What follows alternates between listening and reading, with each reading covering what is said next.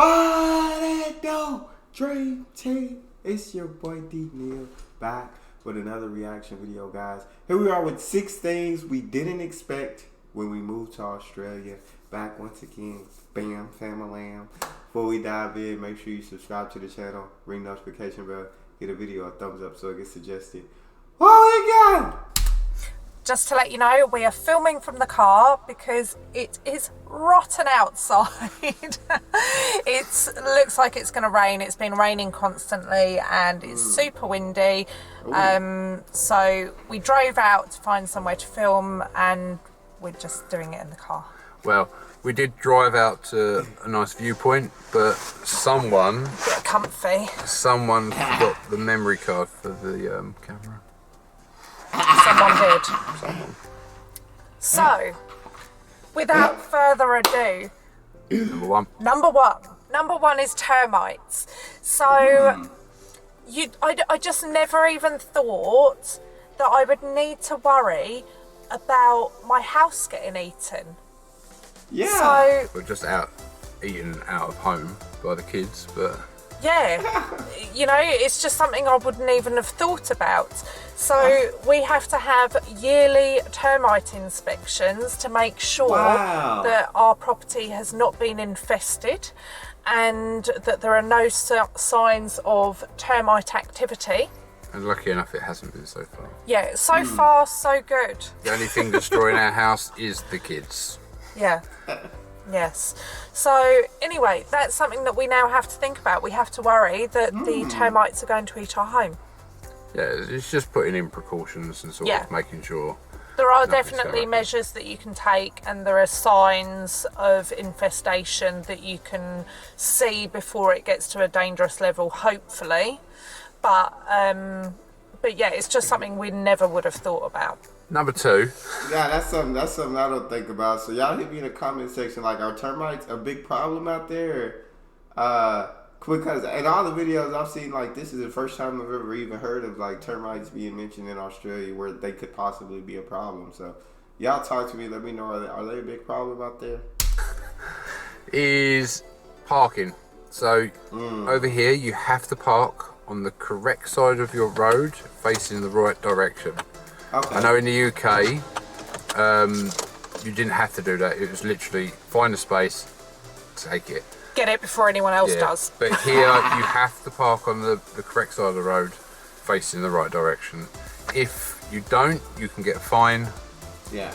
Even things like when you park in front of shops, there might be signage saying park nose in, so that you've not got your exhaust to the shops. Yeah, or nose facing out.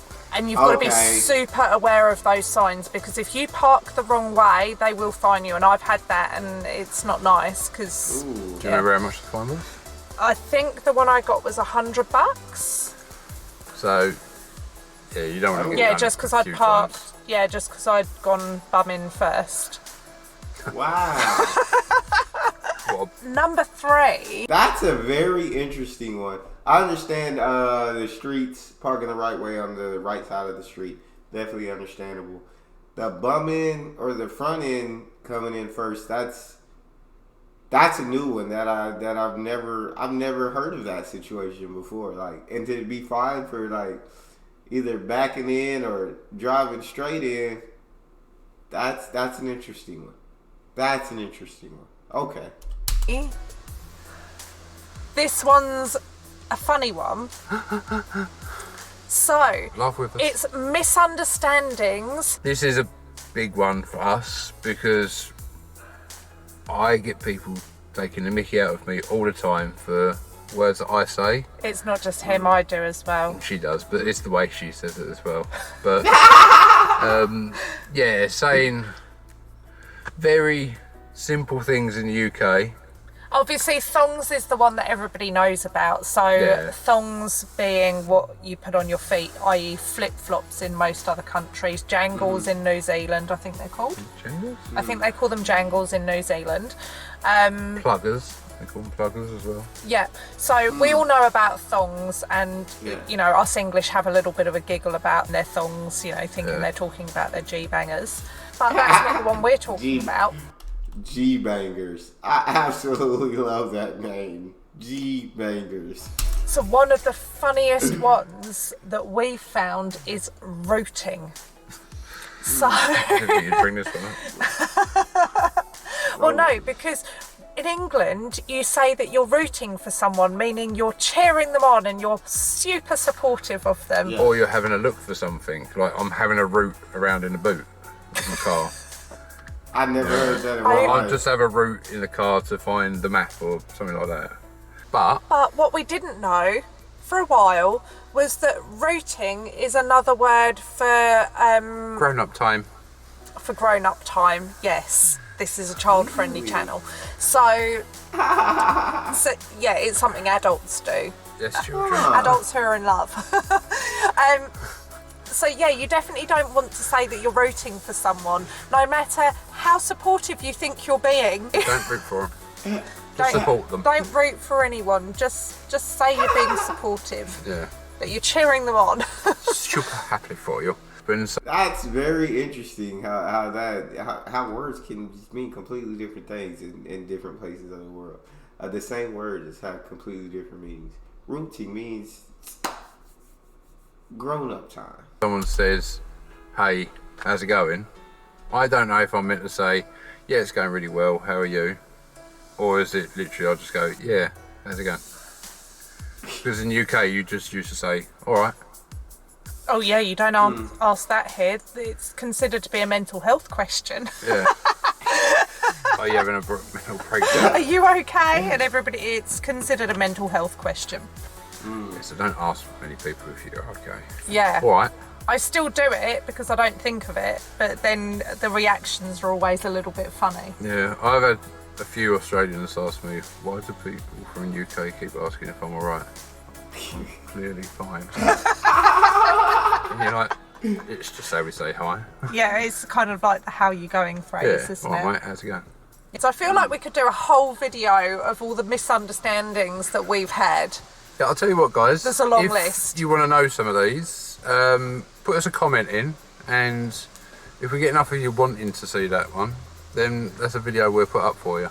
And like and subscribe. Like and subscribe. Prepping me face. Sorry. So number 4 is rounding of money. So here in Australia, they don't have any currency under 5 cents. But you'll find when they're selling stuff, it will be like the same as the UK, where it would be like $4.99. But with that, they just round that up. So they will end up charging you $5 if it's $4.99. That makes sense. And they just go to the nearest 5 cents. Yeah. So if you're paying in cash, obviously if you're paying card, you'll be charged whatever the cost is. If you pay in cash and your bill comes to $4.97, they'll round it down. They just round it to the nearest 5 cents. That completely makes sense and very understandable. That's smart, yeah. Get rid of the penny. Who needs a penny?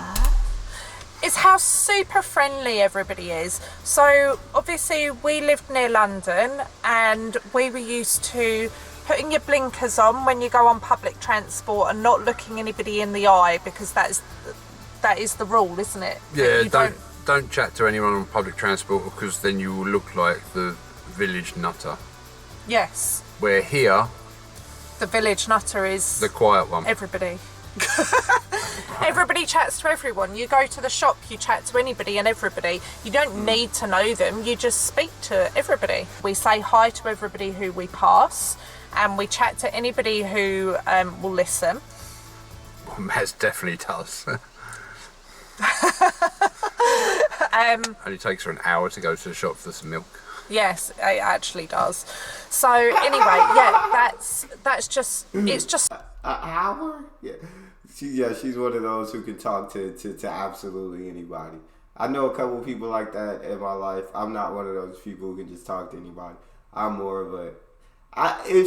on here, I seem like I would be social and very talkative, but I feel like in my daily life, I'm more shy and, if anything, more antisocial, or more like when I'm out and about grocery shopping or getting things done, I'm just trying to focus on hurry up, getting them done, getting back home.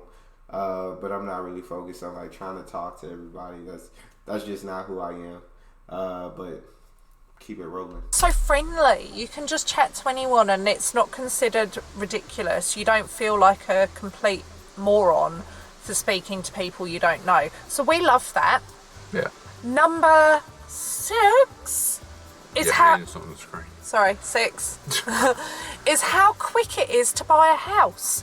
You can buy a house in 30 days and you set the date at the beginning of the process. You don't wait until The last week. the last week. No, you set it right at the beginning and you can get a house within 30 days and you don't need to worry about solicitors not performing. It's gonna happen. Yeah, they better Dang. perform. Yeah, there's no option. That's a fantastic system and we don't know why they don't do that everywhere. It makes That so is a much good sense. system. They've got it right. Australia's got it right when it comes to buying and selling houses. Australia's got a lot of things right. Yeah. Don't forget to subscribe. Hit that like button. Also, you've got us on Instagram where we post throughout the week. And that is And- at the Bam Famalam in Australia. And don't forget the new TikTok. TikTok, we need Or to as make another one. Maz actually. likes to call it, the TikTok, because she's from the 1900s. Yes. See you next week. They're such a dope family. Absolutely love it. But yeah, there's definitely some things on here that they talked about that I just never heard before about Australia and any other Australian videos I've seen.